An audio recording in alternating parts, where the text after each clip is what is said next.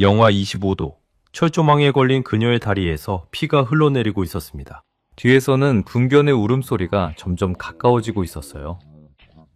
나는 그녀를 업었습니다. 간수복을 입은 채로. 15년이었습니다.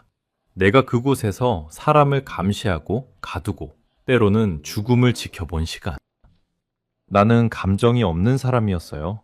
아니, 감정을 죽여야만 살 수 있는 곳이었죠. 그런데 그해 겨울 이송 트럭에서 내린 한 여자가 나를 완전히 바꿔놓았습니다. 성양음악대학을 수석 졸업한 피아니스트. 그녀가 수용소에 끌려온 이유는 단 하나였어요. 아버지의 죄, 연좌제, 그것만으로 그녀의 인생은 끝나버린 거였죠. 흙바닥 위에 손가락으로 건반을 그리며 소리 없이 피아노를 치던 그 방, 내 심장이 멈추는 줄 알았습니다. 간수가 죄수를 사랑하면 어떻게 되는지 나는 누구보다 잘 알고 있었어요. 그런데도 나는 그녀의 손을 잡았고 우리는 함께 철조망을 넘기로 했습니다. 지금부터 그 이야기를 시작하겠습니다. 평양 에가다를 찾아주셔서 감사합니다. 구독과 좋아요는 자유를 향해 위험을 감수한 탈북민에게 힘이 됩니다. 그럼 이야기 시작합니다. 함경남도 요덕. 그곳에 제가 처음 발을 디딘 건 23지였습니다. 인민군 복무를 마치고 배치받은 곳이 정치범 수용소 제15호 관리소였어요. 배치 통보를 받던 날 상관은 딱 한마디만 했죠. 감정을 버려라. 그래야 네가 산다. 그 말의 의미를 그때는 몰랐습니다. 23세 저는 그저 당에 충성하는 군인이었고 배치된 곳에서 맡은 임무를 수행하면 되는 것이라 생각했어요. 수용소라는 곳이 어떤 곳인지, 그 안에서 무슨 일이 벌어지는지 상상조차 해본 적이 없었죠. 철문을 처음 통과하던 순간을 아직도 잊지 못합니다. 끝이 보이지 않는 철조망이 산등성이를 따라 이어져 있었고 그 안쪽으로 낡고 무너질 듯한 막사들이 줄지어 서 있었어요. 하늘마저 다른 색이었습니다. 바깥 세상에서는 분명 파란 하늘이었는데 철조망 안으로 들어서는 순간 모든 것이 회색이었죠. 공기마저 무거웠고 어디선가 들려오는 신음소리가 바람에 실려왔습니다. 첫날 밤 저는 배치받은 감시초소에 올라가 수용소 전체를 내려다봤어요. 끝없이 펼쳐진 철조망과 그 안에 갇힌 수천 명의 사람들, 그리고 그들을 감시하는 탐조등의 불빛이 천천히 돌아가고 있었습니다. 첫 해가 가장 힘들었어요. 매일 새벽 5시에 기상해서 순찰을 돌았고 작업반 인원을 점검하고 할당량을 채우지 못한 죄수들에게 벌을 내려야 했죠. 처음에는 손이 떨렸습니다. 사람을 때린다는 것이, 굶주린 사람 앞에서 밥그릇을 빼앗는다는 것이 제가 할 수 있는 일이라고 생각하지 못했어요. 하지만 선임 간수가 저를 지켜보고 있었습니다. 망설이면 보고가 올라갔고 보고가 올라가면 저 역시 위험해지는 구조였죠. 동정심은 반역과 같은 것이었습니다. 그래서 저는 배웠어요. 눈을 감는 법이 아니라 눈을 뜨고도 아무것도 느끼지 않는 법을 배운 겁니다. 3년 차가 되자 저는 완전히 달라져 있었어요. 죄수가 쓰러져도 심장이 뛰지 않았고 비명이 들려도 귀가 반응하지 않았습니다. 감정이라는 것이 몸에서 완전히 빠져나간 느낌이었죠. 동료 간수들과 술을 마실 때도 웃음이 나오지 않았고 고향에서 어머니가 보낸 편지를 읽어도 눈물이 나지 않았어요. 상관은 그런 저를 칭찬했습니다. 모범 간수라고, 당에 충성스러운 일꾼이라고 했죠. 저는 그 칭찬이 자랑스러웠어요. 아니, 자랑스럽다고 스스로를 세뇌 시켰던 것일지도 모릅니다. 5년, 10년, 세월이 흘러도 수용소의 일상은 변하지 않았어요. 새벽 기상, 점호, 작업 배치, 감시, 벌, 그리고 가끔 벌어지는 공개 처형. 계절만 바뀌었을 뿐 하루하루가 복사한 듯 같았습니다. 봄이 와도 철조망 안에는 꽃이 피지 않았고 여름이 와도 웃음소리가 들리지 않았어요. 가을에는 죄수들이 산에서 나무를 베다 쓰러졌고 겨울에는 얼어 죽은 시신을 치우는 것이 일과에 추가되었죠. 15년이 되던 해 저는 38이었습니다. 머리카락에 흰 것이 섞이기 시작했고 무릎이 시큰거렸어요. 수용소 안에서 청춘을 통째로 보낸 셈이었죠. 바깥 세상이 어떻게 변했는지 알 수 없었고 알고 싶지도 않았습니다. 이곳이 제 세상의 전부였고 이 철조망이 제 삶의 경계선이었어요. 그렇게 살면 되는 것이었습니다. 감정 없이, 생각 없이 그저 매일 같은 순찰을 돌고 같은 점호를 하고 같은 감시를 반복하면 되는 것이었죠. 저는 그것이 제 인생의 끝이라고 생각했습니다. 아무 일도 일어나지 않을 것이고 아무것도 변하지 않을 것이라고 믿었어요. 그해 겨울이 오기 전까지는 그랬습니다. 그해 겨울에 첫눈이 내리던 새벽이었습니다. 순찰을 마치고 초소로 돌아가려던 참이었는데 정문 쪽에서 엔진 소리가 들려왔어요. 이송 트럭이었죠. 수용소에 새로운 죄수가 들어오는 것은 드문 일이 아니었습니다. 한 달에 서너 번은 트럭이 왔고 그때마다 새로운 얼굴들이 철문 안으로 밀려 들어왔어요. 저는 그 얼굴들을 일일이 기억하지 않았습니다. 기억할 이유가 없었죠. 그들은 번호였고 저에게는 감시 대상 그 이상도 이하도 아니었으니까요. 그런데 그날은 달랐습니다. 트럭 뒤 문이 열리고 죄수들이 하나씩 내렸을 때 저는 평소처럼 인원 점검을 하고 있었어요. 10명 남짓한 죄수들이 줄을 서서 내렸고 저는 명단과 얼굴을 대조하며 체크하고 있었죠. 그런데 마지막에 내린 사람, 그 여자를 보는 순간 제 손이 멈춰버렸습니다. 특별히 아름다운 얼굴이어서가 아니었어요. 수용소에 끌려오는 사람들은 대부분 공포에 질려 있거나 체념한 눈빛을 하고 있었습니다. 울고 있거나 아니면 이미 넋이 나간 상태였죠. 그런데 그녀는 달랐어요. 트럭에서 내리면서 고개를 들어 하늘을 올려다봤습니다. 눈이 내리고 있었고 그 눈송이를 바라보는 그녀의 눈빛이 이상했어요. 두려움도 체념도 아닌 마치 어떤 것을 기억하려는 듯한 눈빛이었죠. 윤서진, 29, 평양 출신, 연좌제 적용. 명단에는 그렇게만 적혀 있었습니다. 저는 그 이름 옆에 체크 표시를 하고 다음 절차를 진행했어요. 소지품 확인, 수용소 규칙 전달, 막사 배치. 모두 기계적인 과정이었죠. 그런데 소지품 확인 과정에서 이상한 것을 발견했습니다. 그녀의 손이었어요. 다른 죄수들과 확연히 다른 손이었습니다. 길고 가느다란 손가락, 손톱 밑에 굳은 살이 박혀 있었지만 그것은 노동으로 생긴 것이 아니었어요.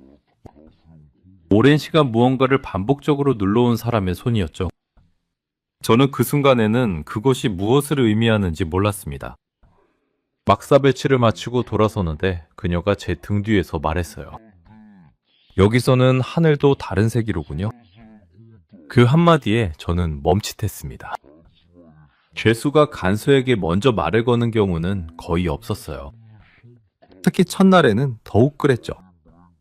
대부분 공포에 짓눌려 고개도 들지 못했으니까요. 저는 돌아보지 않았습니다. 돌아보면 안 된다는 것을 15년의 경험이 알려주고 있었어요. 하지만 그녀의 목소리가 귓가에 남았습니다.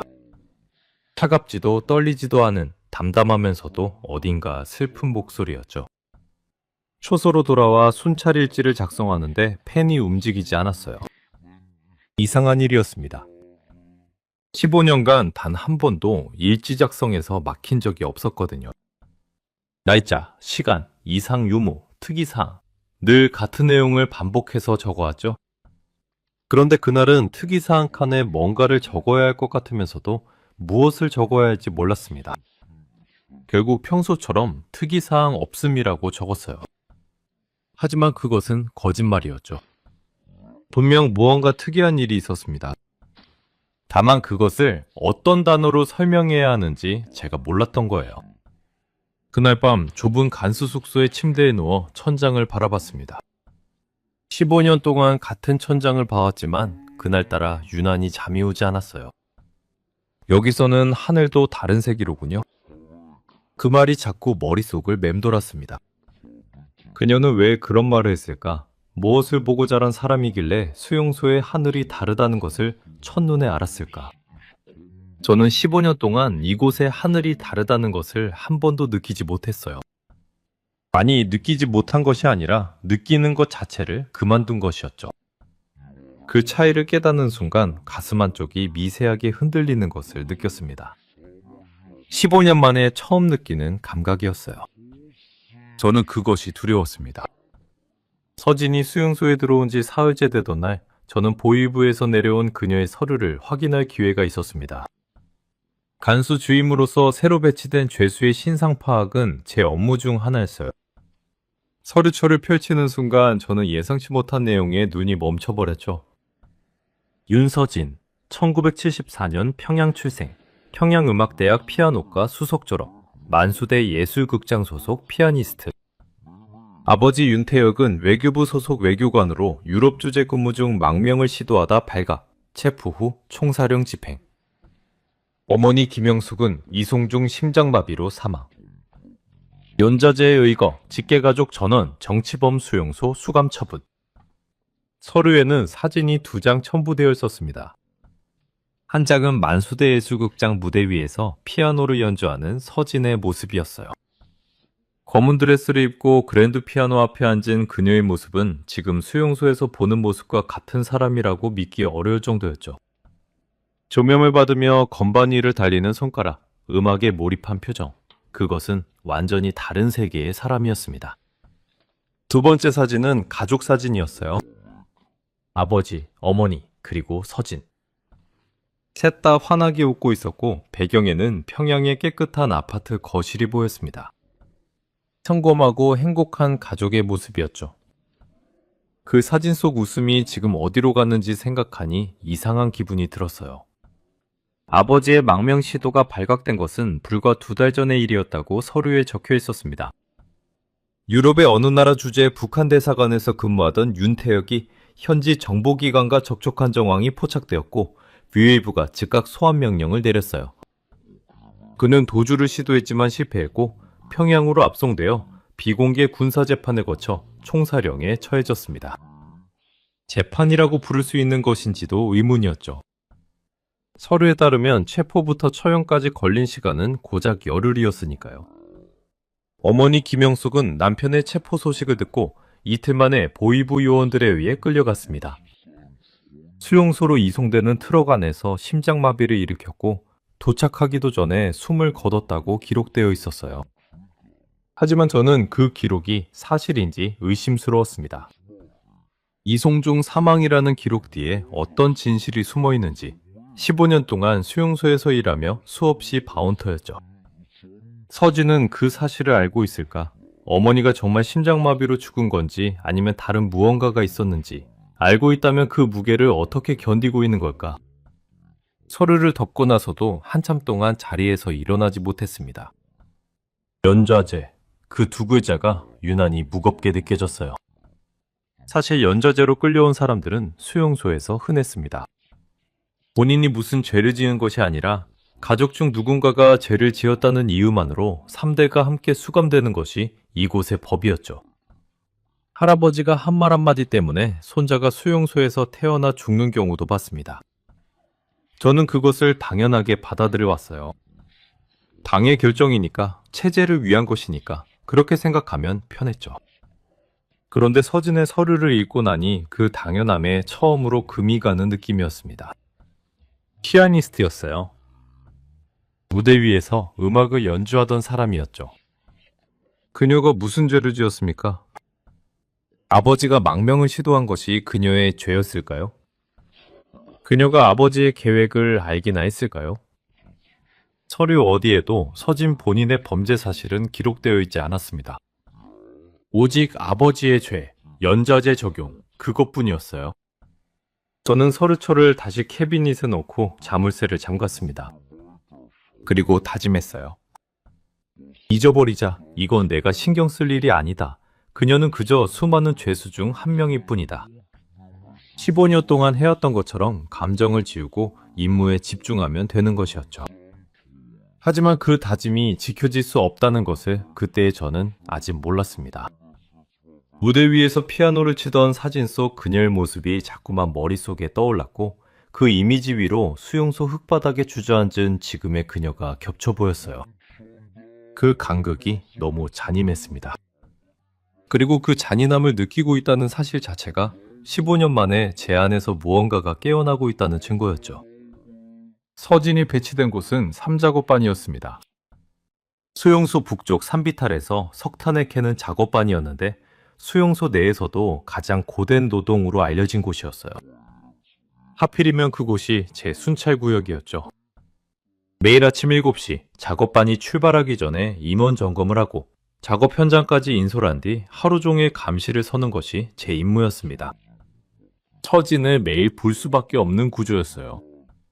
처음 며칠간 저는 의식적으로 그녀를 보지 않으려 했습니다. 점호때 번호를 부르면서도 시선을 피했고 작업 현장에서도 다른 쪽을 순찰했어요. 그런데 이상한 것이 보지 않으려 할수록 더 의식이 되었습니다. 그녀가 어디서 작업하고 있는지, 어떤 표정을 짓고 있는지 보지 않아도 감각으로 느껴지는 것 같았죠. 15년간 수천 명의 죄수를 감시해왔지만 이런 적은 한 번도 없었어요. 서진은 석탄 캐는 작업에 전혀 적합하지 않은 사람이었습니다. 가느다란 손가락은 곡괭이를 제대로 쥐지도 못했고 작은 체구로는 석탄을 채운 수레를 밀 수도 없었어요. 첫 주가 지나기도 전에 그녀의 손바닥은 피투성이가 되었고 손톱이 빠지기 시작했죠. 피아니스트의 손이 곡괭이에 부서지고 있었습니다. 그 장면을 볼 때마다 가슴 안쪽에서 무언가가 비틀리는 느낌이 들었어요. 하지만 저는 그 감정을 무시했습니다. 무시해야 했죠. 문제는 다른 간수들이었어요. 3작업반을 담당하는 간수는 저 포함 3명이었는데 나머지 2명 중 1명인 최동식이라는 자가 유독 서진에게 가혹했습니다. 할당량을 채우지 못하면 다른 죄수들에게는 식사를 줄이는 정도로 끝내면서 서진에게는 추운 날씨에 웃옷을 벗기고 작업하게 하거나 무릎을 꿇리고 머리 위로 돌을 들게 하는 벌을 내렸어요. 최동식은 원래부터 그런 인간이었습니다. 죄수들을 괴롭히는 것에서 쾌감을 느끼는 부류였죠. 특히 연약한 여자 죄수를 표적으로 삼는 경우가 많았어요. 어느 날 오후 작업 현장에서 서진이 석탄 수레를 밀다가 쓰러졌습니다. 기력이 다한 거였어요. 며칠째 할당량을 채우지 못해 식사가 절반으로 줄어든 상태였거든요. 쓰러진 서진에게 최동식이 다가갔습니다. 저는 반대편 경사면에서 그 장면을 지켜보고 있었어요. 최동식이 서진의 머리채를 잡고 일으켜 세우는 것이 보였습니다. 그리고 뭔가를 소리치며 그녀의 뺨을 때렸어요. 1대, 2대, 3대. 서진은 쓰러지지 않았습니다. 맞으면서도 고개를 들고 최동식의 눈을 똑바로 바라봤어요. 그 순간 저는 저도 모르게 한 발을 내디뎠습니다. 왜 그랬는지 모릅니다. 15년간 동료 간수가 죄수를 때리는 것을 수없이 봐왔고 한 번도 개입한 적이 없었어요. 그것은 암묵적인 규칙이었죠. 다른 간수의 관할에 끼어들지 않는다. 그게 이곳의 생존 법칙이었으니까요. 그런데 다리가 먼저 움직였습니다. 몇 걸음 옮기다가 겨우 멈출 수 있었어요. 멈추고 나서야 심장이 미친 듯이 뛰고 있다는 것을 깨달았습니다. 최동식의 폭행은 다른 간수가 호각을 불어 작업 종료를 알리면서 끝이 났어요. 서진은 입가에 피가 맺힌 채로 일어나 다시 수레 앞에 섰습니다. 그녀는 울지 않았어요. 소리도 지르지 않았죠. 그저 일어나서 다시 수레를 밀었습니다. 저는 그 모습을 멀리서 지켜봤어요. 체구도 작고 힘도 없는 여자가 피아노만 치던 손으로 석탄 수레를 밀면서 맞아서 부어오른 뺨으로도 한 번도 고개를 숙이지 않는 모습을 봤습니다. 그날 저녁 순찰일지에 특이사항 없음이라고 적으면서 펜이 부러질 정도로 힘을 줬던 것을 기억합니다. 특이사항이 없는 게 아니었어요. 특이사항을 적을 수 없었던 거였죠. 최동식의 폭행을 보고하면 왜 신경을 쓰느냐는 추궁이 돌아올 것이고 그것은 곧 의심으로 이어질 터였습니다. 수용소에서 간수가 특정 죄수에게 관심을 보인다는 것은 곧 위험 신호였어요. 침대에 누워 눈을 감았지만 서진의 얼굴이 자꾸 떠올랐습니다. 맞으면서도 고개를 들고 상대의 눈을 똑바로 바라보던 그 눈빛이었어요. 두려움이 아니었습니다. 분노도 아니었죠. 그것은 부서지지 않겠다는 의지였어요. 이 지옥 같은 곳에서 매일 짓밟히면서도 자신을 잃지 않겠다는 처절한 결심이 담긴 눈빛이었습니다. 저는 15년간 그런 눈빛을 본 적이 없었어요. 대부분의 죄수들은 첫 달 안에 눈빛이 죽었고 1년이 지나면 사람이 아니라 그림자처럼 변해갔거든요. 그런데 서진은 달았습니다. 그리고 그 다름이 저를 흔들고 있었어요. 15년간 완벽하게 죽여놓았다고 믿었던 감정이 그녀의 눈빛 하나에 균열이 생기기 시작했던 겁니다. 그 장면을 목격한 것은 순전히 우연이었습니다. 서진이 수용소에 온 지 한 달쯤 되었을 무렵 야간 순찰을 돌고 있었어요. 겨울이 깊어지면서 밤 기온이 영하 20도 아래로 떨어졌고 순찰은 더욱 고되어졌죠. 새벽 2시 여자 막사 구역을 지나가고 있었습니다. 대부분의 막사에서는 아무 소리도 들리지 않았어요.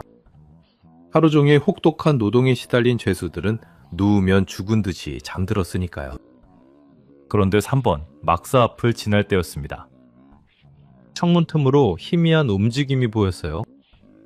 저는 반사적으로 멈추고 손전등을 끈 채 창문에 다가갔습니다. 간수로서 당연한 행동이었죠. 야간에 움직이는 죄수는 탈출을 시도하거나 금지된 행위를 하고 있을 가능성이 있었으니까요. 저는 숨을 죽이고 창살 사이로 안을 들여다봤습니다. 서진이었어요. 다른 죄수들이 모두 잠든 막사 한쪽 구석에서 그녀는 흙바닥 위에 무릎을 꿇고 앉아 있었습니다. 말빛이 작은 창문을 통해 비스듬히 들어와 그녀의 손을 비추고 있었어요. 처음에는 무엇을 하는 것인지 이해하지 못했습니다. 그녀의 손가락이 바닥 위에서 움직이고 있었는데 그 움직임이 일정한 패턴을 가지고 있었어요. 왼손과 오른손이 번갈아가며 때로는 동시에 마치 어떤 악기를 다루듯 정교하게 움직이고 있었죠. 그리고 깨달았습니다. 피아노를 치고 있었어요. 흙바닥 위에 손가락으로 건반의 위치를 그리며 소리 없이 피아노를 연주하고 있었던 거예요. 아무 소리도 나지 않았지만 그녀의 손가락은 실제 건반을 누르듯 정확한 간격으로 움직이고 있었습니다. 눈을 반쯤 감은 채 입술이 미세하게 떨리며 그녀의 표정은 제가 수용소에서 단 한 번도 본 적 없는 것이었어요. 향화였습니다. 이 지옥 한가운데서 영하 20도의 흙바닥 위에서 그녀는 음악 속에 있었어요. 저는 그 자리에서 움직일 수가 없었습니다. 손전등을 켜서 제지해야 했어요. 규정상 소등 후 모든 활동은 금지되어 있었고 발각되면 독방행위였죠. 하지만 손이 올라가지 않았습니다. 그녀의 손가락이 바닥 위를 다리는 모습에서 눈을 뗄 수가 없었어요. 소리가 들리는 것 같았습니다. 실제로는 아무 소리도 나지 않았지만 그녀의 움직임을 따라가다 보면 어떤 선율이 머릿속에서 만들어지는 듯한 착각이 들었죠. 얼마나 서 있었는지 모릅니다. 5분이었을 수도 있고 30분이었을 수도 있어요. 그녀의 연주가 끝난 것은 손가락이 멈추고 두 손을 무릎 위에 가지런히 올려놓는 동작으로 알 수 있었습니다. 마치 실제 연주를 마치고 건반에서 손을 떼는 것처럼 그 마무리 동작까지 완벽했어요. 그리고 그녀가 고개를 들었습니다. 눈가에 눈물이 맺혀 있었어요. 하지만 슬픈 표정이 아니었습니다. 잠시나마 자신이 원래 있어야 할 곳으로 돌아갔다가 다시 현실로 돌아온 사람의 표정이었죠. 저는 소리 없이 그 자리를 떠났습니다. 발걸음을 최대한 죽이며 막사에서 멀어졌어요. 심장이 터질 것 같았습니다. 무엇 때문인지 정확히 알 수 없었어요.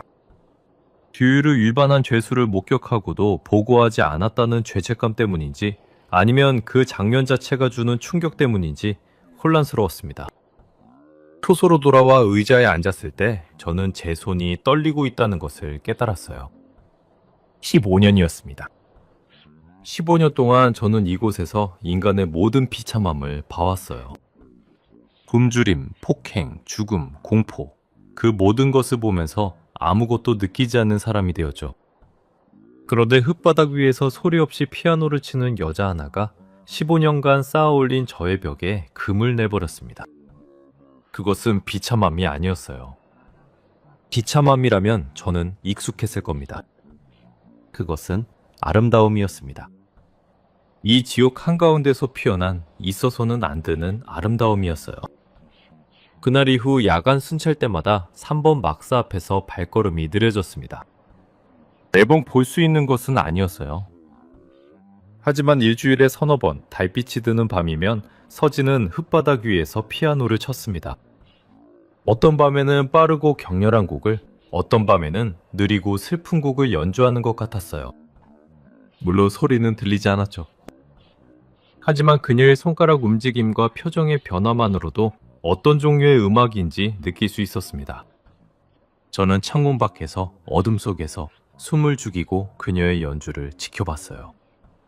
간수가 죄수의 밤을 훔쳐보고 있다는 사실이 얼마나 위험한 것인지 알고 있었습니다. 하지만 멈출 수가 없었어요. 그 시간만큼은 저도 이 수용소 밖에 사람이 된 것 같았거든요. 15년 만에 처음으로 저는 무언가를 기다리고 있었습니다. 다음 밤을, 다음 달빛에, 다음 연주를 기다렸어요. 그리고 그 기다림이라는 감정 자체가 제가 아직 완전히 죽지 않았다는 증거였죠. 서진에게 처음 말을 건 것은 계획된 일이 아니었습니다. 어느 날 오후 작업이 끝나고 죄수들이 막사로 돌아가는 길이었어요. 서진이 대열 맨 뒤에서 느린 걸음으로 걷고 있었고 다른 간수들은 대열 앞쪽을 인솔하고 있었죠. 저는 후미를 맡고 있었습니다. 그녀와 사이에 다른 사람이 없는 짧은 순간이 생겼어요. 입이 먼저 움직였습니다. 손, 괜찮아요? 말하고 나서 제가 더 놀랐어요.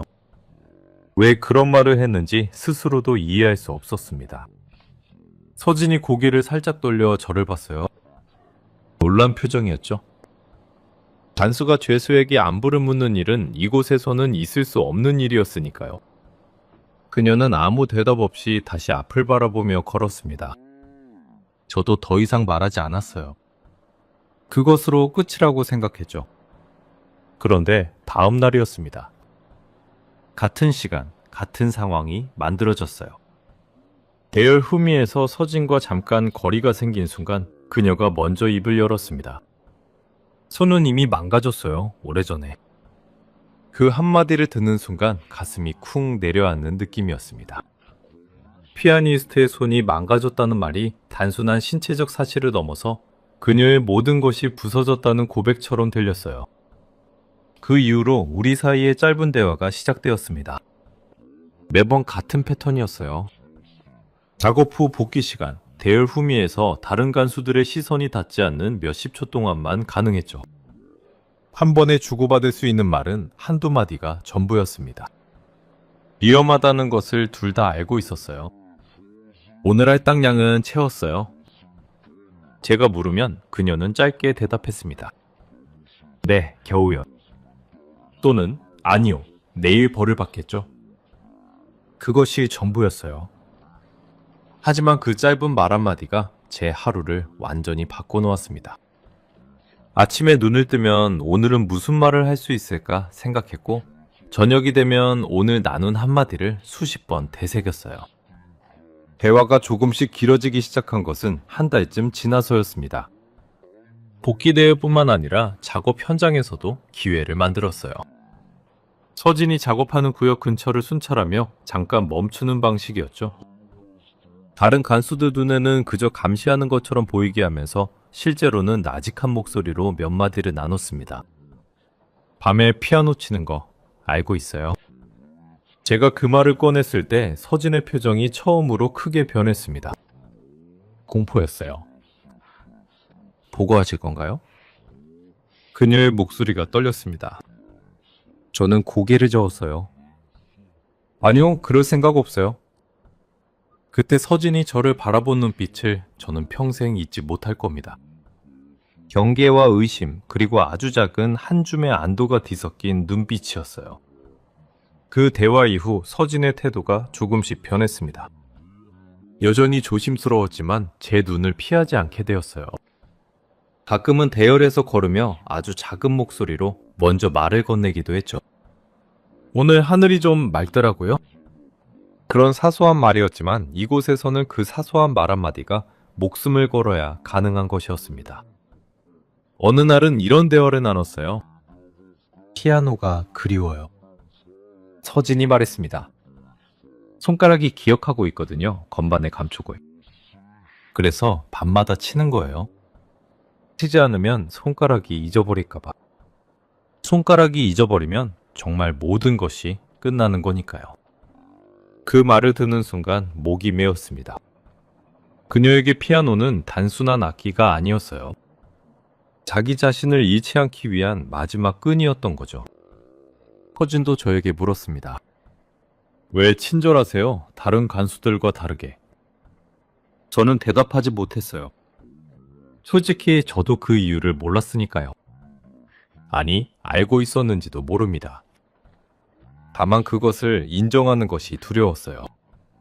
인정하는 순간 돌아갈 수 없는 길로 접어든다는 것을 본능적으로 느끼고 있었죠. 위험한 일이었습니다. 감시 카메라에는 잡히지 않도록 각도를 계산했지만 동료 간수의 눈은 카메라보다 더 날카로웠어요. 특히 최동식은 제가 3작업반 순찰 때 특정 구역에 오래 머문다는 것을 눈치챌 수도 있었죠. 그런데도 멈출 수가 없었습니다. 서진과 나누는 그 짧은 대화가 제 하루의 유일한 이유가 되어버린 거예요. 15년간 감정 없이 살아온 사람이 몇 마디 말에 목숨을 거는 사람이 되어가고 있었습니다. 그리고 그것이 사랑이라는 것을 아직은 인정할 용기가 없었어요. 하지만 심장은 이미 알고 있었죠. 머리보다 먼저 심장이 움직이기 시작했다는 것을 제 몸 전체가 느끼고 있었습니다. 그날에 따라 기온이 유독 낮았습니다. 영하 30도. 수용소의 기상 관측기가 가리키는 숫자를 보고 순찰병이 혀를 찼어요. 이런 날씨에 작업을 내보내는 것 자체가 살인이나 다름없었지만 수용소의 날씨 때문에 작업을 쉬는 날은 존재하지 않았습니다. 죄수들은 영하 30도에서도 산비탈의 석탄을 캐야 했어요. 손가락이 곡괭이에 얼어붙고 입에서 나오는 숨이 즉시 얼어 눈썹에 서리가 맺히는 그런 날이었죠. 서진은 그날 할당량의 절반도 채우지 못했습니다. 사실 그날은 작업반 전체가 할당량의 한참 미달이었어요. 그 추위에 제대로 일할 수 있는 사람이 없었으니까요. 하지만 최동식은 서진만을 지목했습니다. 작업 종료 후 복귀 점호에서 최동식은 서진을 대열 앞으로 불러냈어요. 오늘 할당량 미달, 독방 3일. 그의 목소리는 평소와 같이 무감했습니다. 독방이라는 단어를 듣는 순간 제 머릿속이 하얘졌어요. 수용소의 독방이 어떤 곳인지 저는 너무나 잘 알고 있었습니다. 지하에 있는 1평남짓한 콘크리트 방으로 창문도 없고 난방도 없었어요. 한겨울에 독방에 들어간 죄수가 동사한 사례를 여러 번 봤습니다. 영하 30도의 3일이라니 그것은 사실상 사형 선고나 마찬가지였어요. 서진의 체력으로는 하루도 버티기 어려울 터였죠. 서진이 독방으로 끌려가는 모습을 저는 10m 떨어진 곳에서 지켜봐야 했습니다. 그녀는 저항하지 않았어요. 고개를 숙이지도 않았죠. 묵묵히 걸어갔습니다. 하지만 독방 입구에서 고개를 살짝 돌려 제 쪽을 봤어요. 그 눈빛이 무엇을 말하고 있었는지 저는 정확히 알 수 없었습니다. 도와달라는 것이었을까? 아니면 이것이 끝이라는 작별이었을까? 철문이 닫히고 자물쇠가 잠기는 소리가 수용소 전체에 울려 퍼지는 것 같았어요. 그날 밤 저는 잠을 잘 수 없었습니다. 침대에 누워 천장을 바라보며 계속 같은 생각만 했어요. 지금 이 순간에도 서진은 영하의 콘크리트 바닥 위에 웅크리고 있을 것이라는 생각이 머릿속을 떠나지 않았습니다. 담요도 없이 난방도 없이 1평짜리 어둠 속에서 추위와 싸우고 있을 그녀의 모습이 눈앞에 그려졌어요. 손가락이 얼어붙고 있을 겁니다. 피아노를 치던 그 손가락이, 건반의 감촉을 기억하는 그 손가락이 지금 이 순간 얼어가고 있을 거예요. 새벽 1시, 저는 침대에서 일어났습니다. 머리가 아니라 몸이 먼저 움직였어요.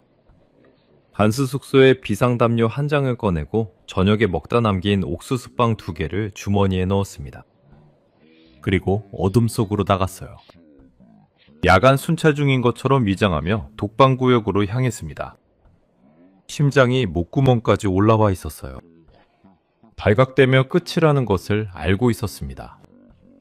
간수가 죄수에게 사적으로 물품을 전달하는 것은 중대한 규율 위반이었고 적발시 간수 자격 박탈과 함께 본인도 수감될 수 있었어요.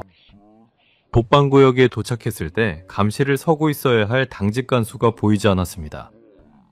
추위가 너무 심해 초소 안으로 들어간 모양이었어요. 저에게는 기회였습니다. 서진이 갇힌 독방 앞으로 다가갔어요. 철문 아래에 손가락 2개가 들어갈 정도의 틈이 있었습니다. 저는 그 틈으로 접은 담요를 밀어 넣었어요. 담요가 들어가지 않아 온 힘을 다해 압축시켜야 했죠. 옥수수빵도 틈 사이로 밀어 넣었습니다. 안쪽에서 미세한 기척이 느껴졌어요. 서진이 깨어 있었던 겁니다. 아니, 이 추위에 잠들 수 있었을 리가 없었죠. 저는 철문에 입을 가까이 대고 아주 작은 목소리로 말했습니다. 버텨요. 제가 매일 올게요. 안쪽에서 아무 대답이 없었습니다. 하지만 철문 너머에서 담요를 끌어당기는 소리가 들렸어요. 그 소리에 온몸의 긴장이 풀리면서 눈물이 날 뻔했습니다. 살아있다는 증거였으니까요. 다음날 밤에도, 그 다음날 밤에도 저는 독방을 찾아갔습니다. 매번 같은 시간, 같은 방법으로 담요를 교체하고 음식을 넣어줬어요. 셋째 날 밤에는 안쪽에서 아주 작은 목소리가 들려왔습니다. 고마워요. 그 2글자가 제 인생에서 들은 가장 무거운 말이었어요. 그 순간 깨달았습니다. 저는 이미 돌아갈 수 없는 곳까지 와버린 거였죠. 15년간 지켜온 모든 규율, 모든 충성, 모든 무감각의 벽이 고마워요 라는 2글자 앞에서 완전히 무너져 내렸습니다. 셋째 날이 지나고 서진은 독방에서 나왔어요. 살아서 나왔다는 것 자체가 기적이었습니다. 하지만 대가가 있었죠. 왼쪽 새끼손가락이 동상으로 검게 변해 있었어요. 피아니스트의 손가락이 하나 죽어가고 있었습니다. 그 검게 변한 손가락을 본 순간 제 안에서 무언가가 끊어지는 소리가 들렸어요. 그것이 무엇이었는지 그때는 몰랐지만 지금은 압니다. 이 수용소에 대한 마지막 남은 충성심이었어요. 독방에서 나온 서진은 열흘간 막사에서 쉬는 것이 허가되었습니다.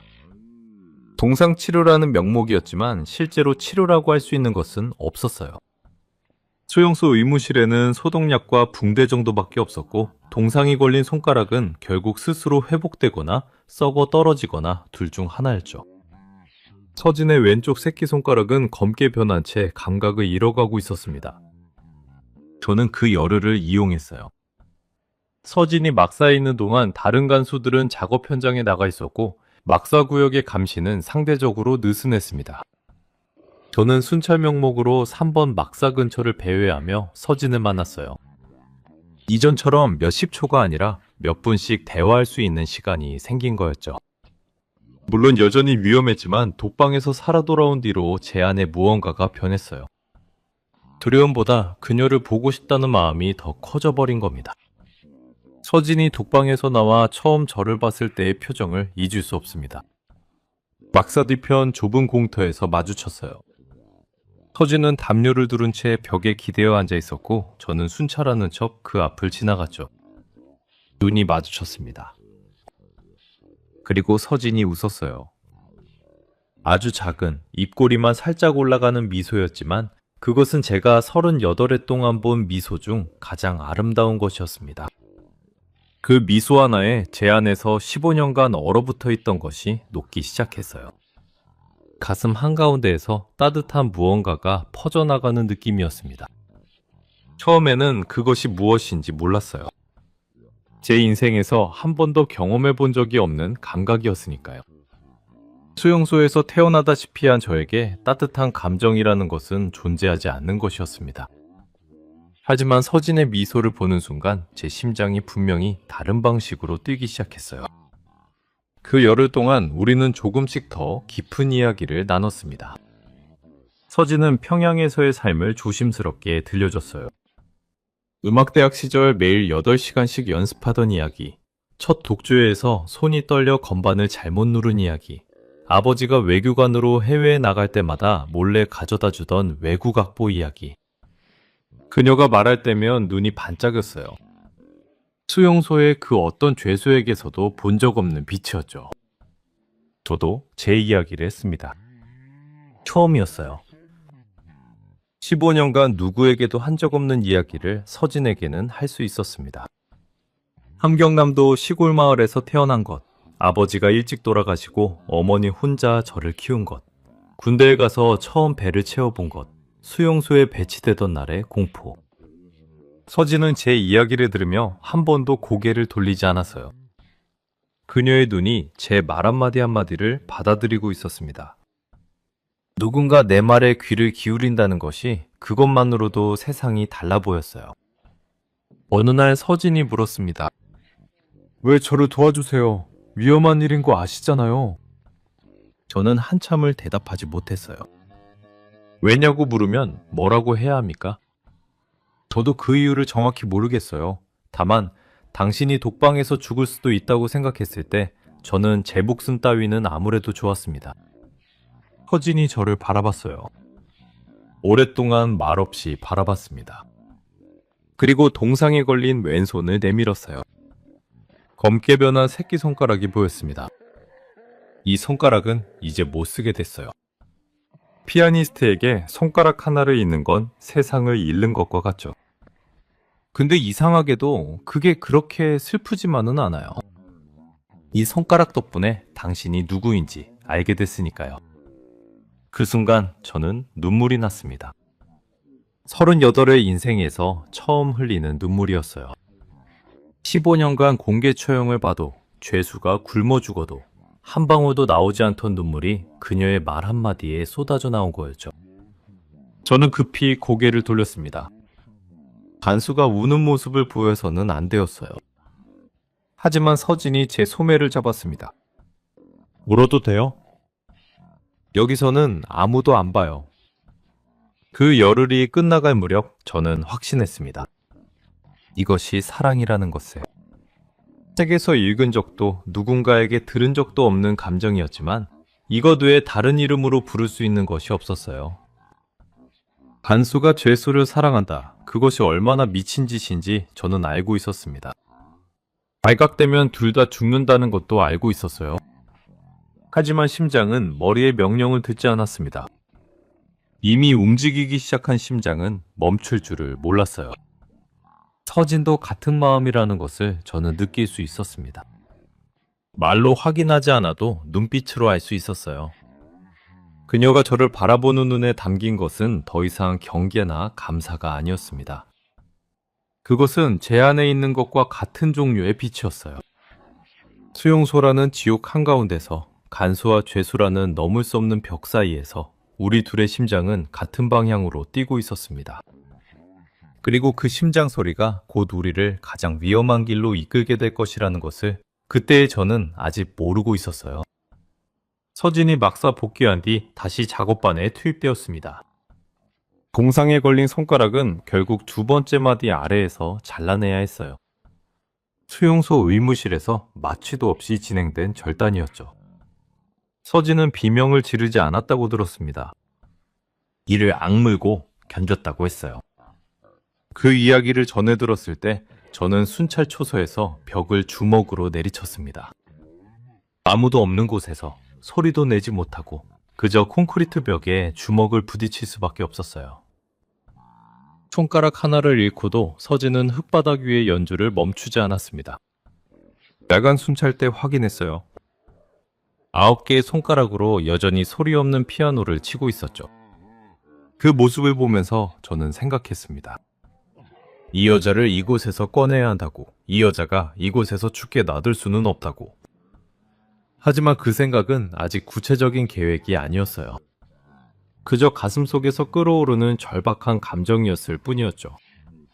문제는 최동식이었습니다. 서진이 독방에서 나온 뒤부터 최동식의 태도가 이상해졌어요. 평소 같으면 독방에서 나온 죄수에게 관심을 끊었을 텐데 서진에게는 유독 집요했습니다. 작업 현장에서도 서진 주변을 맴돌았고 복귀 대열에서도 서진 가까이에 서 있으려 했어요. 처음에는 단순히 가혹행위를 이어가려는 것이라 생각했습니다. 하지만 점점 이상한 점을 발견하게 되었어요. 최동식이 서진을 보는 것이 아니라 저를 보고 있다는 것을 깨달은 것은 어느 오후였습니다. 작업 현장에서 서진이 일하는 구역 근처를 순찰하던 중 반대편 경사면에서 최동식이 쌍안경을 들고 있는 것이 보였어요. 쌍안경의 방향이 서진이 아니라 제 쪽을 향하고 있었습니다. 등골이 서늘해지는 느낌이었어요. 최동식이 저를 감시하고 있었던 겁니다. 돌아오는 길에 머릿속이 복잡하게 돌아갔습니다. 최동식이 무엇을 눈치챘을까? 얼마나 알고 있을까? 이미 보위부에 보고했을까? 가능성을 하나하나 따져봤어요. 서진에게 담요를 넣어준 것을 봤을 수도 있었습니다. 대열 후미에서 대화하는 것을 목격했을 수도 있었죠. 야간 순찰 때 3번 막사 앞에서 오래 머무는 것을 알아챘을 가능성도 있었어요. 그날 밤 간수 식당에서 최동식과 마주 앉게 되었습니다. 그는 평소처럼 시시한 농담을 던지며 밥을 먹고 있었어요. 하지만 저는 그의 눈이 웃고 있지 않다는 것을 느꼈습니다. 밥을 먹으면서 제 반응을 살피고 있었어요. 요즘 삼작업반 순찰이 힘들지 않아, 초록? 그가 물었습니다. 뭐, 늘 똑같지? 저는 최대한 무심하게 대답했어요. 그래, 근데 새로운 여자 재수, 서진이라고 했나? 그 여자 좀 특이하지 않아? 다른 재수들이랑 뭔가 달라. 최동식의 말에 숟가락을 쥔 손에 힘이 들어갔습니다. 하지만 표정은 바꾸지 않았어요. 글쎄, 잘 모르겠는데. 청양 출신이라 그런가 별난 것들이 있긴 하지. 그 대화 이후 저는 확신했습니다. 최동식이 무언가를 알고 있거나 의심하고 있다는 것을. 15년간 같이 근무한 동료였기에 그의 성격을 잘 알고 있었어요. 최동식은 단순히 잔인한 사람이 아니었습니다. 교활한 사람이었죠. 무언가를 잡으면 바로 터트리지 않고 더 큰 것을 잡을 때까지 기다리는 스타일이었어요. 보웨이브의 밀고에서 공을 세우면 진급의 기회가 올 수 있다는 것을 그는 잘 알고 있었습니다. 그 주부터 저는 행동을 바꿨어요. 서진과의 접촉을 최소화했습니다. 대열에서 말을 걸지 않았고 작업 현장에서도 그녀 근처에 가지 않았어요. 야간 순찰 때도 3번 막사 앞을 빠르게 지나쳤습니다. 서진은 갑자기 달라진 제 태도에 혼란스러워하는 것 같았어요. 복귀 대열에서 제 쪽을 힐끗 바라보는 눈빛에 불안함이 담겨 있었죠. 하지만 설명할 수 없었습니다. 지금 우리를 감시하는 눈이 있다는 것을 그녀에게 알릴 방법이 없었어요. 일주일이 지났습니다. 최동식의 감시는 더 노골적이 되어 갔어요. 순찰 교대 시간에 제 뒤를 따라오기도 했고 간수 숙소에서 제 방 앞을 서성이는 것을 목격하기도 했습니다. 그는 분명 증거를 모으고 있었어요. 결정적인 순간을 포착해서 보위부에 넘기려는 것이었죠. 저는 불면증에 시달리기 시작했습니다. 밤마다 천장을 보며 최악의 시나리오를 머릿속에 그렸어요. 최동식이 보위부에 보고한다. 보위부가 조사에 착수한다. 서진이 신문을 받는다.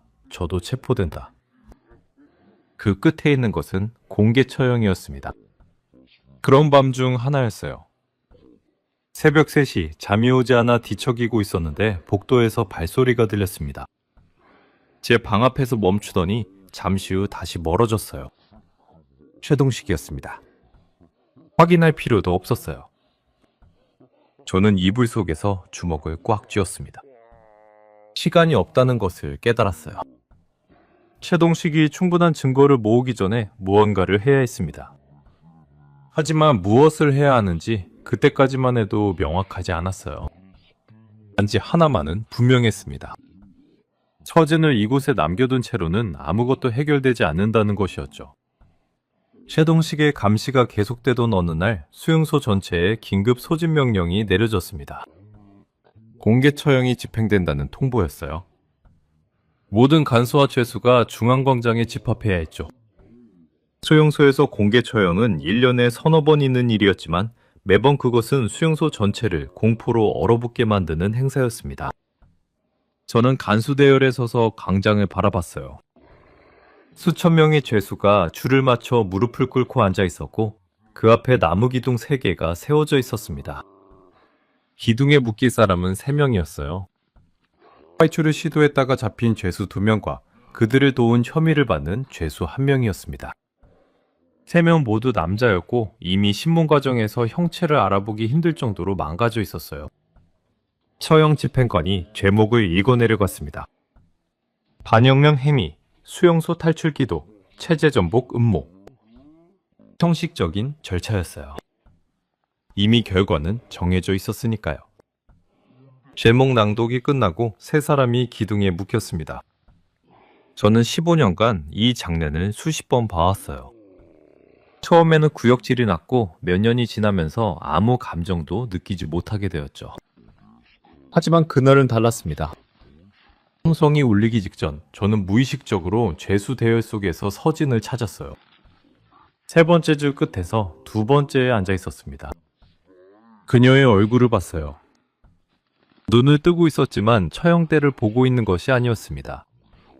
바닥을 내려다보고 있었어요. 하지만 그녀의 손이 떨리고 있는 것이 보였습니다.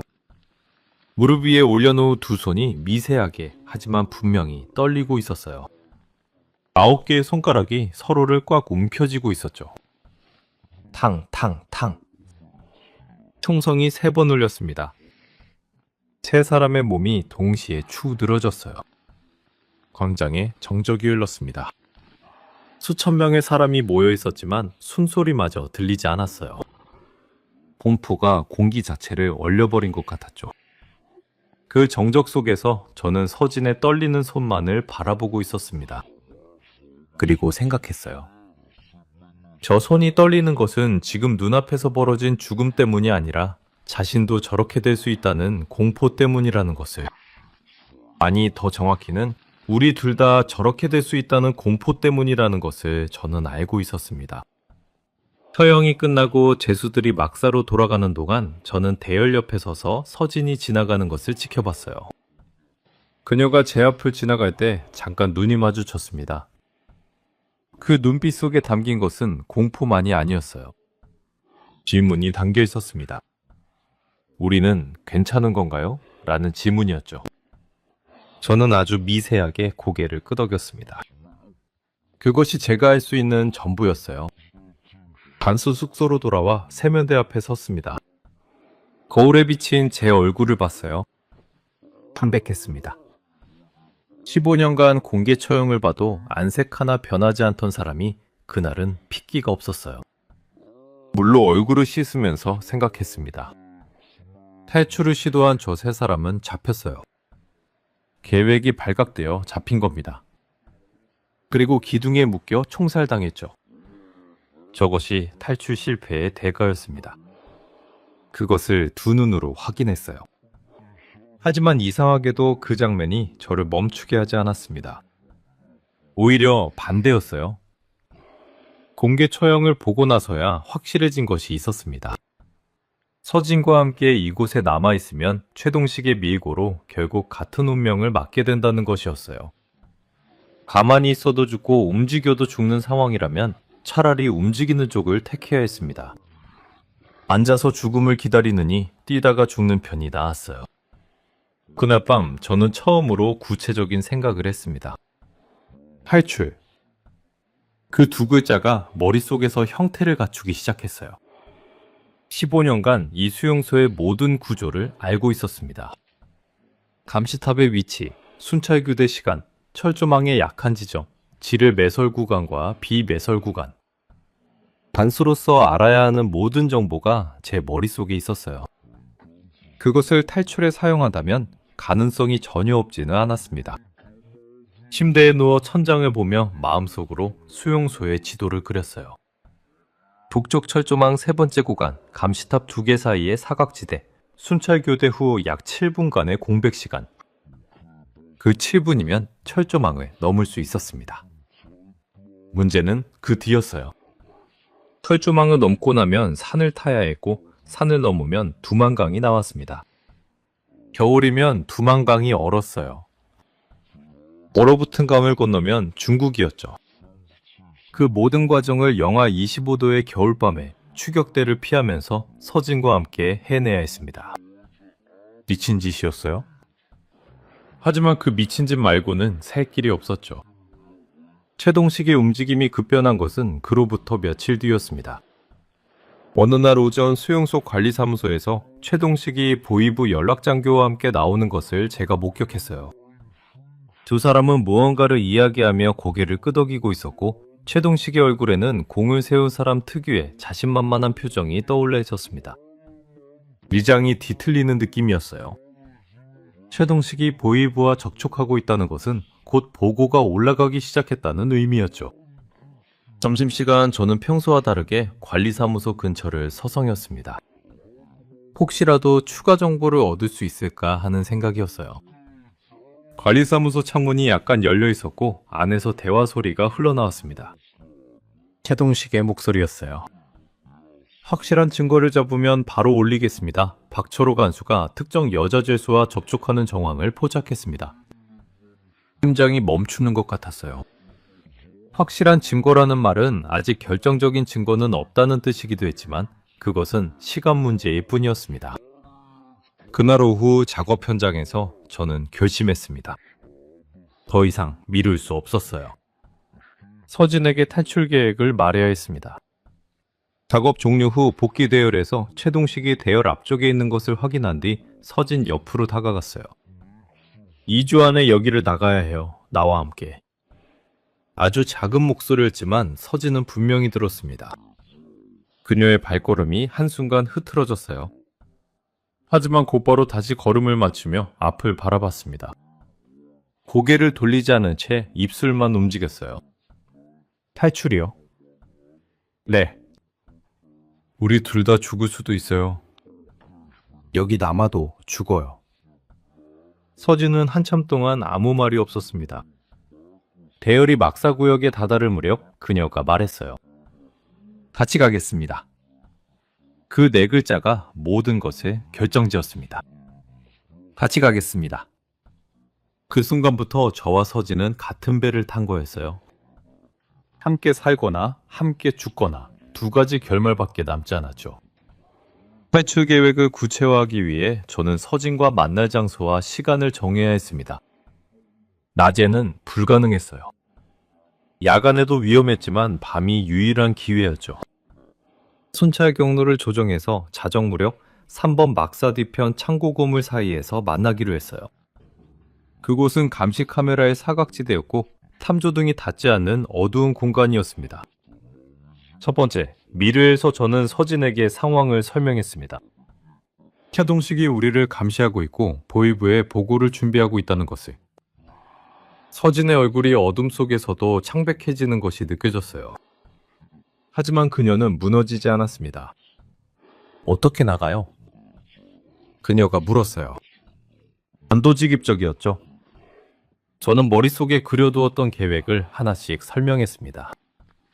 북쪽 철조망 세 번째 구간, 4번 감시탑과 5번 감시탑 사이에 약 200m의 사각지대가 있었어요.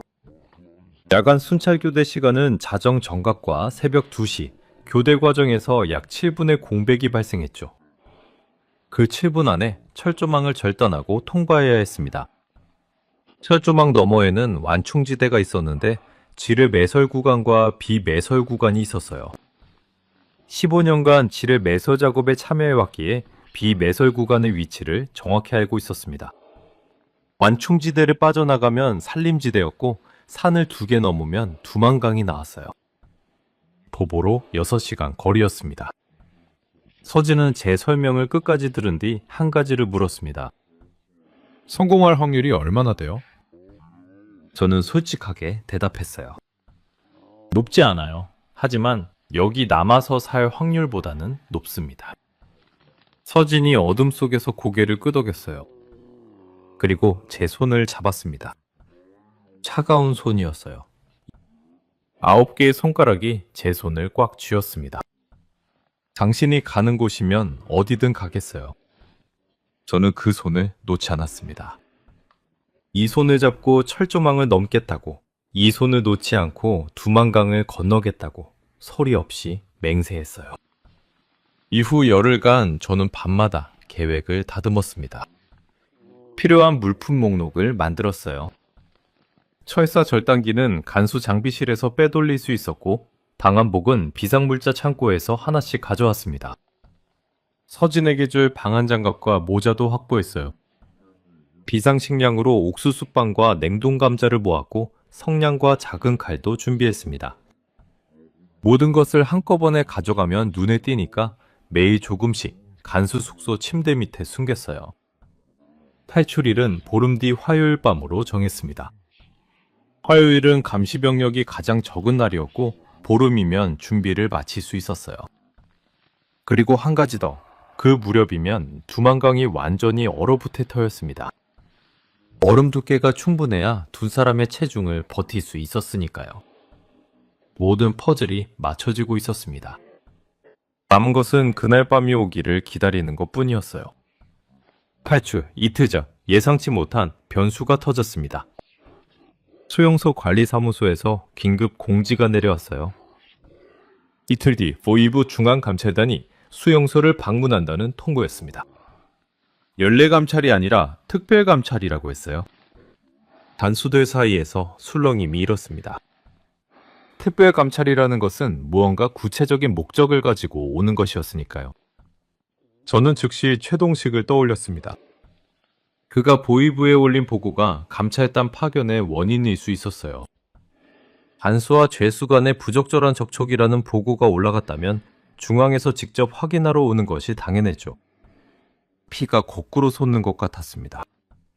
감찰단이 도착하면 서진과 저 둘 다 신문을 받게 될 터였고 신문이 시작되면 모든 것이 드러날 거였어요. 탈출일을 앞당겨야 했습니다. 하지만 준비가 완벽하지 않았어요. 비상식량이 이틀치가 부족했고 서진에게 탈출 경로를 상세히 설명할 시간도 충분하지 않았습니다. 그러나 선택의 여지가 없었죠. 감찰단이 도착하는 날 밤에 탈출하기로 결정했어요. 감찰단 맞이 준비로 수용소가 분주해지면 오히려 감시에 빈틈이 생길 수 있었습니다. 그날 밤 서진을 만나 변경된 계획을 전달했어요. 서진의 얼굴이 긴장으로 굳어졌지만 그녀는 고개를 끄덕였습니다. 알겠어요. 내일 밤이죠? 네, 자정 순찰교대 직후에 움직여요. 3번 막사 뒤편 창고에서 만나기로 한 대로. 서진이 제 얼굴을 어둠 속에서 바라봤어요. 한 가지만 약속해줘요. 뭐든. 도중에 제가 뒤처지더라도 절대 돌아오지 마세요. 당신이라도 살아야 해요. 저는 대답하지 않았습니다. 그 약속은 할 수 없었으니까요. 탈출 전날 저는 마지막 준비를 했습니다. 간수 장비실에서 철사 절단기를 확보했어요. 야간 정비 명목으로 장비대장에 기록한 뒤 반납하지 않고 숙소로 가져왔습니다. 침대 밑에 숨겨둔 물품들을 배낭 하나에 정리했어요. 밤한복 2벌, 장갑 2켤레, 모자 2개, 옥수수빵 10개, 냉동감자 1봉지, 성냥, 칼, 철사 절단기. 배낭이 무거웠지만 어쩔 수 없었어요. 그리고 한 가지를 더 했습니다. 간수 숙소 책상 서랍에서 어머니의 편지를 꺼냈어요. 몇 년 전에 온 마지막 편지였습니다. 아들아, 건강하게 잘 지내고 있지? 어머니는 걱정 마라. 여기도 다 잘 지낸다. 짧은 편지였어요. 저는 그 편지를 한참 동안 바라봤습니다. 탈출에 성공하면 어머니를 다시 볼 수 없을 거였어요. 실패해도 볼 수 없었죠. 어떤 결과가 나오든 어머니와는 영원히 이별이었습니다. 편지를 접어 가슴 주머니에 넣었어요. 가져갈 수 있는 유일한 것이었으니까요. 감찰단 도착 당일 수용소 전체가 긴장 속에 돌아갔습니다. 아침부터 청소와 정비가 이루어졌고 간수들은 정복을 다려입었어요. 오후 2시 검은색 차량 3대가 수용소 정문을 통과했습니다. VA부 감찰관 5명이 내렸고 수용소 소장이 직접 마중을 나갔어요. 저는 멀찍이 서 그 장면을 지켜보며 시계를 확인했습니다. 가정까지 10시간. 10시간만 버티면 되었어요. 오후 내내 감찰단은 관리사무소에서 서류를 검토했습니다. 저녁이 되자 환영만찬이 준비되었어요. 소장과 감찰관대 그리고 주요 간수들이 참석하는 자리였습니다. 薛동식도 초대받은 것 같았어요. 저는 초대받지 못했지만 오히려 다행이었습니다. 만찬에 참석하지 않아도 되니 탈출 준비에 집중할 수 있었으니까요. 밤 10시 간수 숙소가 조용해졌습니다.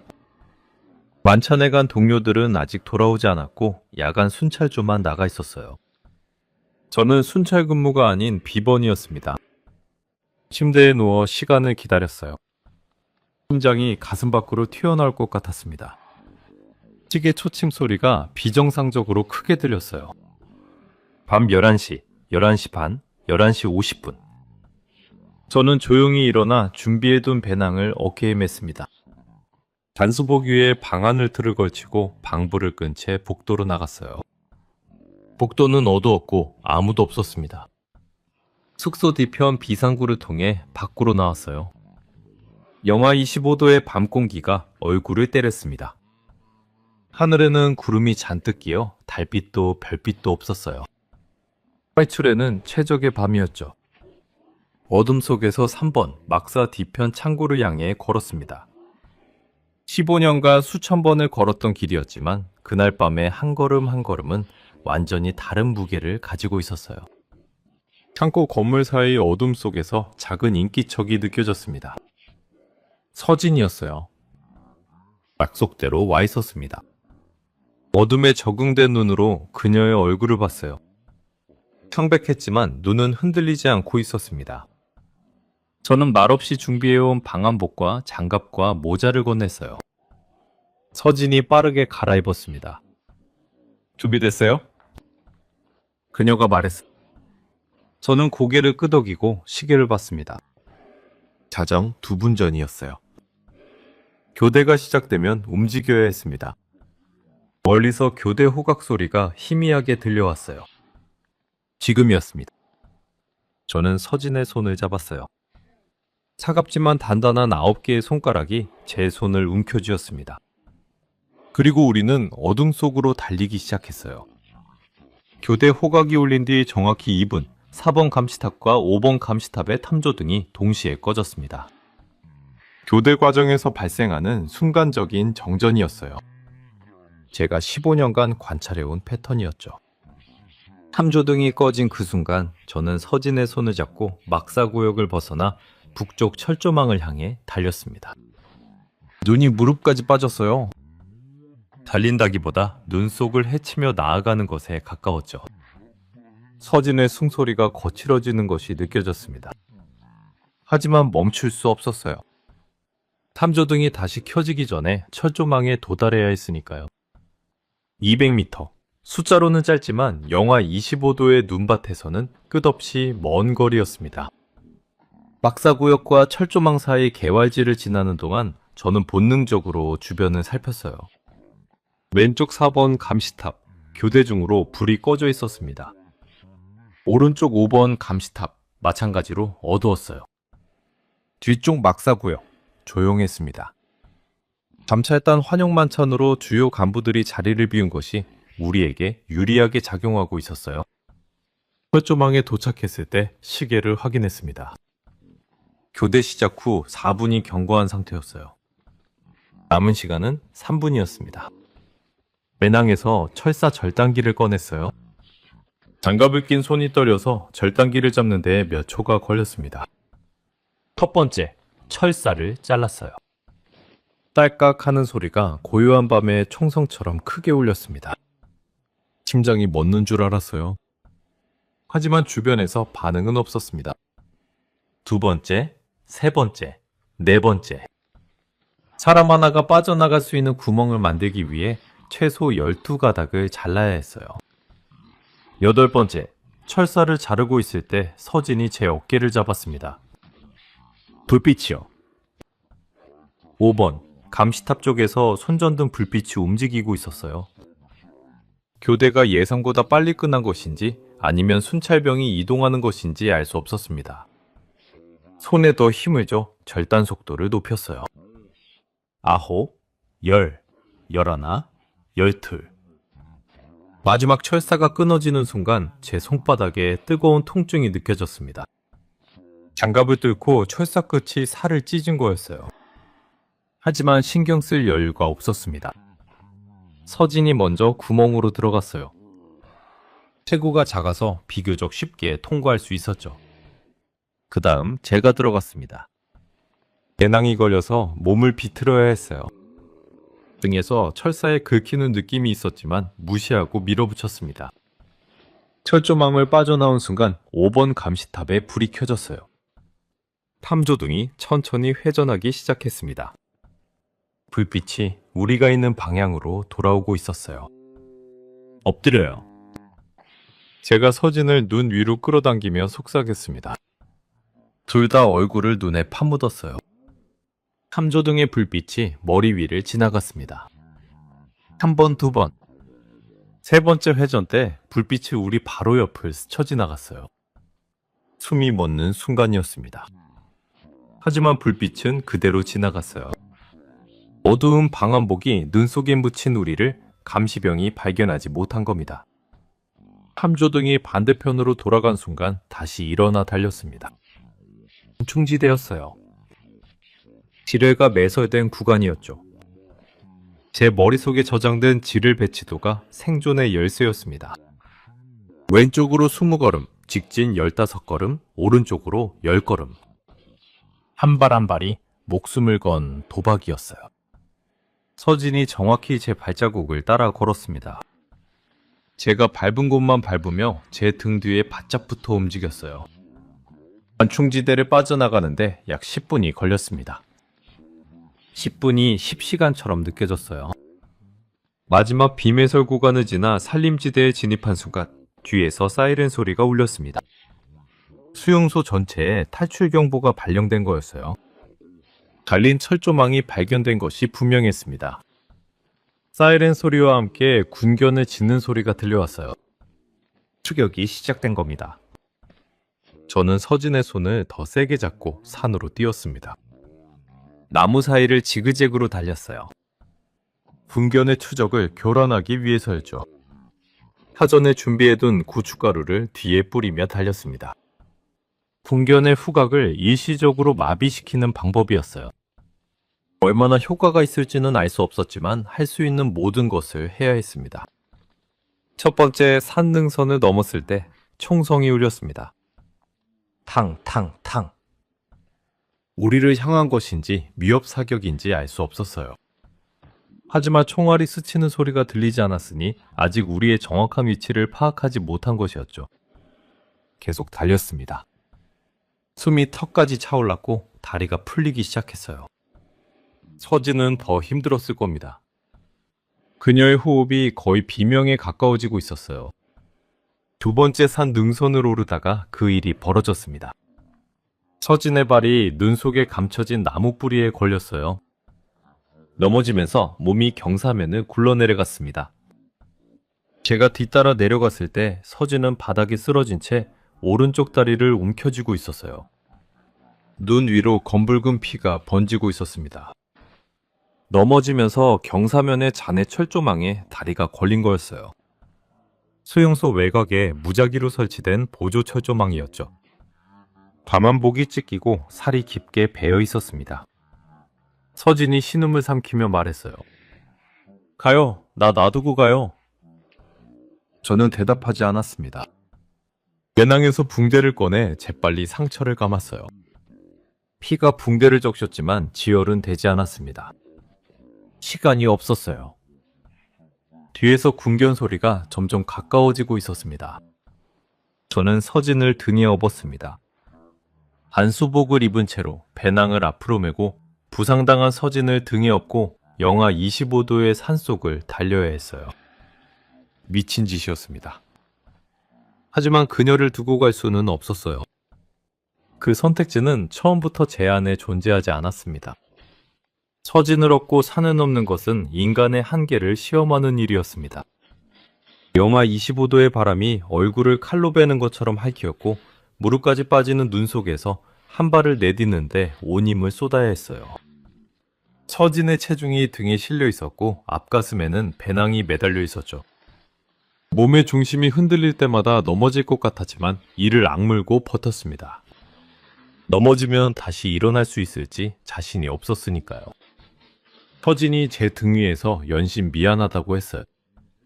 내려놔요. 걸을 수 있어요. 하지만 그녀의 목소리에서 이미 힘이 빠져 있다는 것을 느낄 수 있었습니다. 다리에서 흘러나오는 피가 제 허리춤을 적시고 있었어요. 체온도 떨어지고 있었죠. 제 등에 닿은 그녀의 몸이 점점 차가워지고 있었습니다. 시간이 없었어요. 두만강에 도착하기 전에 서진이 저체온증에 빠지면 모든 것이 끝이었습니다. 뒤에서 군견의 짖는 소리가 여전히 들렸지만 거리는 점점 벌어지고 있었어요. 고춧가루가 효과를 발휘한 것인지 아니면 추격대가 잘못된 방향으로 간 것인지 알 수 없었습니다. 하지만 안심할 수는 없었어요. 날이 밝으면 수색 범위가 넓어질 것이고 헬기까지 동원될 수 있었으니까요. 어둠이 우리의 유일한 동맹이었습니다. 밤이 끝나기 전에 강을 건너야 했어요. 두 번째 산 능선을 넘어 내리막길로 접어들었을 때 서진이 제 귀에 대고 작은 소리로 말했습니다. 나 아까 넘어졌을 때 아팠는데 이상하게 지금은 안 아파요. 그 말에 오히려 공포가 밀려왔어요. 통증을 느끼지 못한다는 것은 저체온증이 진행되고 있다는 뜻이었습니다. 몸이 스스로를 보호하기 위해 감각을 차단하기 시작한 거였어요. 서진아, 눈 감으면 안 돼요. 계속 말해요. 뭐든 좋으니까 말을 멈추지 마요. 저는 다급하게 말하면서 걸음을 더 빨리 옮겼습니다. 서진이 끊어지는 숨 사이로 말하기 시작했어요. 나 평양에서 첫 독주회했을 때 쇼팽 발라드 1번을 쳤어요. 아버지가 객석 맨 앞줄에 앉아 계셨죠.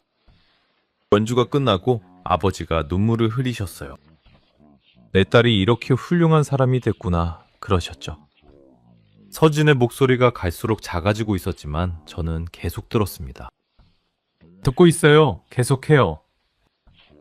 그날 밤 아버지가 케이크를 사오셨어요. 평양에서 케이크를 구하기가 얼마나 어려운지 아세요? 외교관이니까 가능했던 거죠. 코를 불고 소원을 빌었어요. 영원히 이렇게 행복했으면 좋겠다고. 서진의 음성이 떨렸습니다. 영원은 3년이었어요. 3년 뒤에 다 끝났죠. 내리막길이 끝나고 평지가 나왔습니다. 나무가 드문드문해지더니 시야가 트였어요. 그리고 눈앞에 펼쳐진 것이 두만강이었습니다. 달빛은 구름에 가려져 있었지만 광활하게 펼쳐진 하얀 평면이 강이라는 것을 한눈에 알 수 있었어요. 얼어붙은 강이었습니다. 눈이 덮여 있어 얼음의 상태를 정확히 알 수는 없었지만 겨울 한가운데였으니 충분히 두꺼울 것이라 판단했어요. 강둑에 서서 잠시 숨을 고르는 동안 서진을 내려놓았습니다. 그녀의 상태를 확인해야 했어요. 어둠 속에서도 그녀의 안색이 창백하다 못해 푸르스름하다는 것을 알 수 있었습니다. 입술이 보랏빛으로 변해 있었고 눈이 반쯤 감겨 있었어요. 다리 상처에서는 여전히 피가 스며나오고 있었지만 추위 때문인지 출혈 속도는 느려진 것 같았습니다. 서진아, 눈 떠요. 조금만 더 가면 돼요. 저 강만 건너면 중국이에요. 서진이 희미하게 눈을 떴어요. 강이요? 네, 두만강이에요. 건너면 살 수 있어요. 배낭에서 남은 옥수수빵을 꺼내 서진의 입에 넣어줬습니다. 조금이라도 열량을 보충해야 했어요. 서진이 천천히 씹었지만 삼키는 것도 힘들어 보였습니다. 제 방한복 안쪽 주머니에 넣어두었던 성냥이 생각났지만 불을 피울 수는 없었어요. 추격대에게 위치를 알려주는 꼴이었으니까요. 대신 서진을 껴안고 체온을 나누려 했습니다. 제 체온도 낮아져 있었지만 서진보다는 나았으니까요. 5분간 쉬고 다시 서진을 업었습니다. 강 위에 첫 발을 디딘 순간 얼음이 삐걱거리는 소리가 들렸어요. 심장이 쪼그라드는 느낌이었습니다. 얼음 두께를 정확히 알 수 없었지만 소리가 난다는 것은 위험할 수도 있다는 뜻이었어요. 하지만 돌아갈 수는 없었습니다. 조심스럽게 발바닥 전체로 체중을 분산하며 한 발씩 내디뎠어요. 강 중앙부에 이르렀을 때 상황이 나빠졌습니다. 눈 아래 얼음에 금이 간 부분이 보였어요. 강 중앙은 물살이 빨라 얼음이 상대적으로 얇았습니다. 발 아래에서 얼음이 꺾이는 듯한 느낌이 전해질 때마다 온몸이 얼어붙었어요. 서진이 등 위에서 느꼈는지 제 목을 더 세게 감싸 안았습니다. 괜찮아요. 천천히 가면 돼요. 서진이 속삭였어요. 이 상황에서 오히려 저를 안심시키려는 그녀가 대단했습니다. 금이 간 구간을 우회하려 했지만 어둠 속에서 안전한 경로를 찾기 어려웠어요. 결국 가장 짧은 거리로 직진하기로 했습니다. 한 발, 두 발, 세 발. 얼음 위에 발을 디딜 때마다 기도하는 심정이었어요.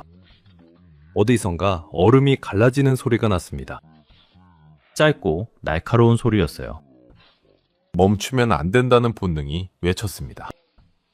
더 빠르게 하지만 충격을 최소화하며 걸었어요. 강의 4분의 3 지점을 지났을 때 뒤편 강둑에서 불빛이 나타났습니다. 손전등 여러 개가 흔들리며 다가오고 있었어요. 추격대가 두만강에 도착한 겁니다. 소리가 들렸습니다. 거기 서라. 한 발짝이라도 더 움직이면 쏜다. 확성기 너머로 들리는 목소리였어요. 등에서 서진이 몸을 떨었습니다. 멈추지 마요. 서진이 제 귀에 대고 말했어요. 절대 멈추지 마요. 저는 멈추지 않았습니다. 달렸어요. 얼음 위에서 미끄러지고 중심을 잡고 다시 달렸습니다. 총성이 울렸어요. 탕, 탕, 탕. 총알이 얼음 위를 때리는 소리가 들렸습니다. 퍽, 퍽. 바로 옆 얼음에 구멍이 뚫리고 검은 물이 솟구쳤어요. 본능적으로 몸을 숙이며 달렸습니다. 서진이 제 등에서 비명을 삼키는 것이 느껴졌어요. 마지막 50m, 40m, 30m. 반대편 강둑의 윤곽이 보이기 시작했습니다. 20m, 10m. 얼음이 끝나고 눈 덮인 뚝이 나타났어요. 마지막 힘을 짜내 뛰어올랐습니다. 발이 단단한 땅을 밟는 느낌이 전해졌어요. 중국 땅이었습니다. 북한이 아닌 땅, 수용소가 아닌 땅, 철조망이 없는 땅을 밟은 겁니다. 서진이 등에서 미끄러져 내렸습니다. 저도 무릎이 꺾이며 눈 위에 쓰러졌어요. 뒤에서 총성이 몇 발도 울렸지만 강 건너편에서 쏘는 총은 이 거리에서는 정확하지 않았습니다. 우리는 눈 위에 엎드린 채 거친 숨을 몰아쉬었어요. 살았다는 실감이 나지 않았습니다. 꿈인 것 같았어요. 서진의 손이 눈 위에서 제 손을 더듬어 찾았습니다. 9개의 차가운 손가락이 제 손을 잡았어요. 건넜어요. 그녀가 말했습니다. 네, 건넜어요. 저는 대답하면서도 목이 메어 더 이상 말을 잇지 못했어요. 서진의 손을 꽉 쥐었습니다. 놓지 않을 거예요, 다시는 절대.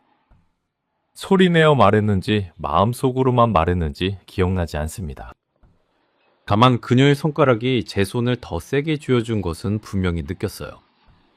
15장, 강 건너편의 첫 아침. 두만강을 건넌 뒤 얼마나 시간이 지났는지 모릅니다. 안독에서 겨우 몸을 일으켜 서진을 다시 업고 강변에서 벗어났어요. 추격대가 강을 건너올 가능성은 낮았지만 강둑 근처에 머무르는 것은 위험했습니다. 중국 측에서도 국경 순찰이 있을 수 있었으니까요. 최대한 강에서 멀어져야 했어요. 강변을 벗어나 작은 언덕 뒤편에 바람을 피할 수 있는 움푹 파인 곳을 찾았습니다. 나무가 둘러싸고 있어 사방에서 보이지 않는 곳이었어요. 서진을 조심스럽게 내려놓고 상태를 확인했습니다. 다리 상처에서 나온 피가 방한복 전체를 적시고 있었어요. 피가 얼어서 옷이 딱딱하게 굳어 있었습니다. 서진의 얼굴은 거의 하얀색이었고 눈을 뜨고 있었지만 초점이 흐릿했어요. 배낭에서 남은 붕대와 옷가지를 꺼내 다리를 다시 감았습니다. 지혈이 급했어요. 상처 위를 세게 눌러 압박하면서 남은 방한복 한 벌을 서진 위에 덮었습니다. 이제 불을 피울 수 있었어요. 추격대는 강 건너에 있었고 이곳은 중국 땅이었으니까요. 황량을 꺼내 마른 나뭇가지에 불을 붙였습니다.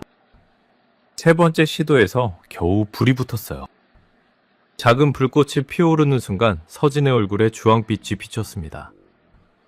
따뜻해요. 서진이 속삭였어요. 그 한마디에 눈물이 앞을 가렸습니다. 두 옆에 서진을 눕히고 제 몸으로 바람을 막으며 밤을 지새웠어요. 서진은 의식이 오락가락했습니다. 때때로 눈을 떠서 저를 바라보다가 다시 눈이 감겼어요. 잠든 것인지 의식을 잃은 것인지 구분할 수 없어서 저는 계속 그녀의 이름을 불렀습니다. 서진아, 서진아. 부를 때마다 그녀가 희미하게 반응했어요. 네, 여기 있어요. 그 대답을 듣고 나서야 숨을 쉴 수 있었습니다. 새벽이 오기 시작했어요. 동쪽 하늘이 아주 천천히 밝아지고 있었습니다. 구름 사이로 첫 번째 빗줄기가 비쳐 들어왔어요. 저는 그 빛을 바라보며 이상한 감각에 사로잡혔습니다. 15년 동안 수용소의 새벽은 항상 같은 회색이었어요. 기상 호각 소리에 눈을 뜨고 회색 하늘 아래에서 점호를 하고 회색 일상을 반복했죠. 하지만 이곳의 새벽은 달랐습니다. 하늘이 회색에서 보랏빛으로, 보랏빛에서 분홍빛으로, 분홍빛에서 금빛으로 변해가고 있었어요. 수용소 밖의 하늘이 이렇게 많은 색을 가지고 있었다는 것을 15년 만에 처음 알았습니다. 서진이 첫 아침에 수용소의 하늘은 다른 색이라고 했던 말이 떠올랐어요. 그녀는 처음부터 알고 있었던 거였죠. 하늘이 다르다는 것을, 철조망 안의 세상이 전부가 아니라는 것을. 저는 15년이 걸려서야 그것을 알게 되었습니다. 아니, 서진을 만나고 나서야 비로소 알게 된 것이었어요.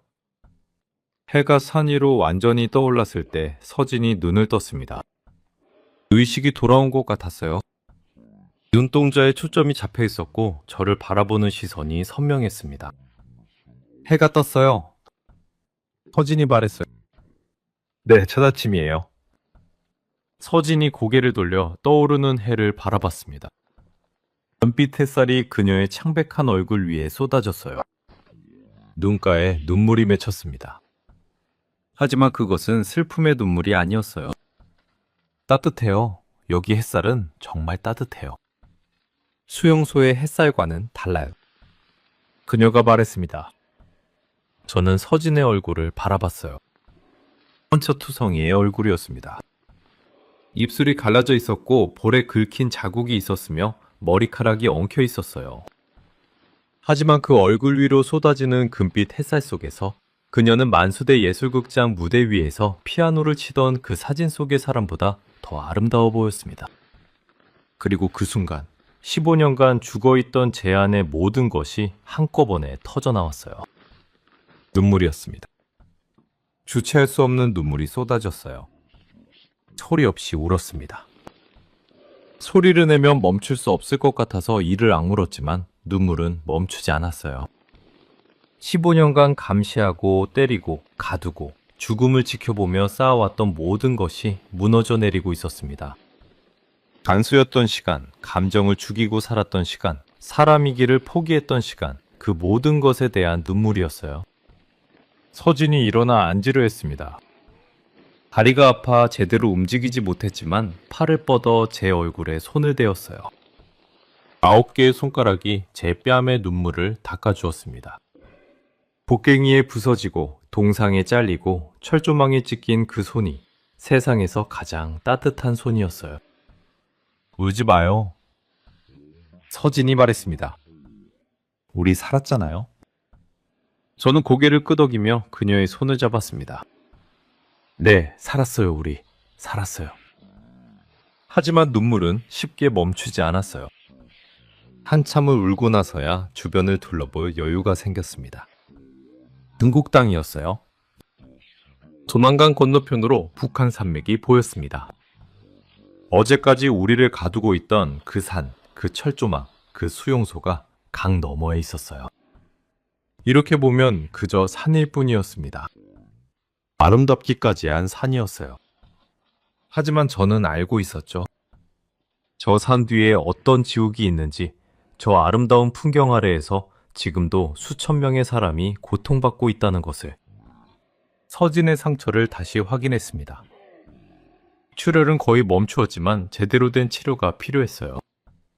가장 가까운 마을을 찾아가야 했습니다. 하지만 중국에서도 탈북자는 안전하지 않았어요. 말갑되면 북한으로 강제 송환될 수 있었죠. 조심해야 했습니다. 우리의 여정은 아직 끝나지 않았어요. 두만강을 건넌 것은 시작일 뿐이었습니다. 한국까지, 진짜 자유까지 가려면 아직 먼 길이 남아 있었죠. 하지만 그 아침 저는 처음으로 미래라는 것을 생각할 수 있었습니다. 15년간 내일이라는 것이 존재하지 않는 곳에서 살았어요. 매일이 어제의 복사본이었고 앞으로도 영원히 그럴 것이라 믿었죠.